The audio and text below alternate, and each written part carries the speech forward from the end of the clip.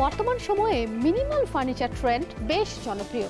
Minimal furniture ব্যবহার করে আপনারা আপনাদের ঘর কিংবা অফিসকে খুব সহজে পরিষ্কার করতে পারেন এবং খুব সহজে কিন্তু আলো বাতাস ঢোকে।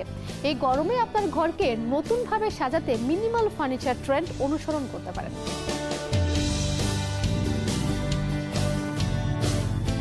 মিনিমাল ফার্নিচার ট্রেন্ড এখন বেশ জনপ্রিয়। কম সংখ্যক আসবাবপত্র ব্যবহার করে স্পেস ও ফার্নিচারের কার্যকারিতা সর্বাধিক করে তোলা যায় স্টাইল অনুসরণ করলে।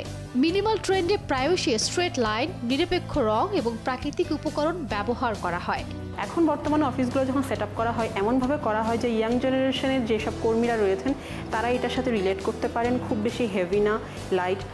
আগের মতো হেভি উডের ফার্নিচারের চাইতে বেশিরভাগ সময় মেলামাইন অথবা বিভিন্ন ধরনের বোর্ড, এই ধরনের উডের ডিফারেন্ট ইউজের যে সকল ফার্নিচার রয়েছে সেগুলোর ব্যবহার বেশি পাওয়া যায়।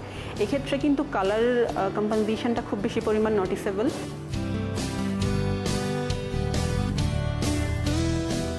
মিনিমাল ফার্নিচার ট্রেন্ড জনপ্রিয় হওয়ার অনেক কারণ রয়েছে।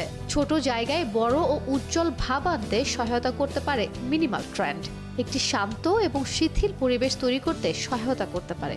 একটা অফিস যখন সেট করতে যাচ্ছে একজন উদ্যোক্তা, তার প্রাইজের মধ্যে কিন্তু যতটুকু পরিমাণ এলিগেন্ট রেখে সে ফার্নিচার অ্যাফোর্ড করতে যাচ্ছে, এই ধরনের ফার্নিচারগুলো সবচেয়ে বেশি দেখা যায়। ফার্নিচার কেনার ক্ষেত্রে কিন্তু আমরা লাস্টিংয়ের ব্যাপারটা অনেক বেশি খেয়াল করি। একটা ফার্নিচার আমরা জাস্ট 2 বছরের জন্য নিচ্ছি এরকম না। এক্ষেত্রে মধ্যবিত্ত বা আপার মিডল ক্লাস যারা এই সকল শ্রেণী ফার্নিচার কেনার ক্ষেত্রে অনেক বেশি পরিমাণ এটার লাস্টিংটাকে ইম্পর্টেন্স দিয়ে থাকেন, একই সাথে এটার লুকসটাকে ইম্পর্টেন্স দিয়ে থাকেন।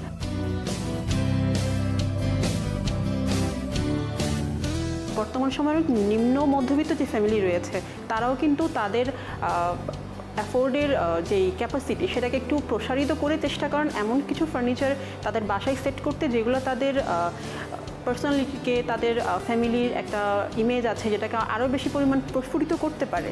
এক্ষেত্রে তারা কিন্তু রেঞ্জটার ক্ষেত্রে অনেক সময় সাধ্যের বাইরে গিয়ে আরেকটু চেষ্টা করে বিভিন্ন ধরনের আধুনিক ফার্নিচারগুলো অ্যাফোর্ড করার চেষ্টা করে থাকে।